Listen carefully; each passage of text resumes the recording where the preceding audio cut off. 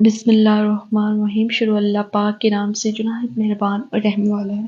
آج کا جو ہمارا اسلامک واقعہ ہے وہ ہے گھاٹے کا سودا۔ ایک بزرگ رحمت اللہ فرماتے ہیں کہ میں حضرت سیدنا حسن بصری رحمت اللہ الکوی کے پاس بیٹھا ہوا تھا۔ کچھ لوگ ایک مردے کو گھسیٹتے ہوئے وہاں سے گزرے۔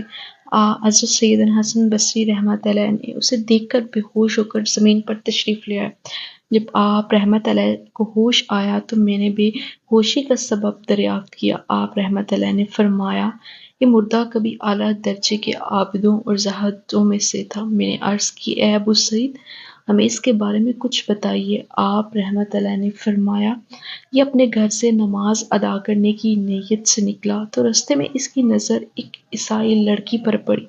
اسے دیکھ کر یہ فتنے میں پڑ گیا۔ اس لڑکی نے اس سے کہا، جب تک تم میرے مذہب میں داخل نہ ہوگا میں تجھ سے نکاح نہ کروں گی۔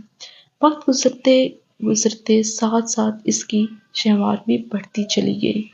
آخرکار اس پر بدبختی غالب آ گئی اور اس نے لڑکی کی بات مان کر دین اسلام چھوڑ دیا اور عیسائی مذہب قبول کر لیا۔ جب لڑکی کو اس بات کی خبر ہوئی تو اس نے کہا، اے فلاں، تجھ میں کوئی بھلائی نہیں، تو نے تو گھٹیا شہوات کے لیے اپنا وہ دین چھوڑ دیا جس پر تو نے اپنی ساری زندگی گزاری تھی، مگر میں اللہ عز و جل کی اپنی نعمتوں کے حصول کے لیے عیسائیت چھوڑی ہوں۔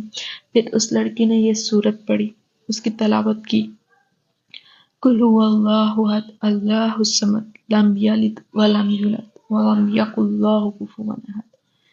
لوگوں کو اس لڑکی کے منہ سے قرآن سن کر بڑی حیرانی ہوئی، لہٰذا انہوں نے پوچھا کہ کیا تم نے یہ سورت پہلے سے یاد کر رکھی تھی؟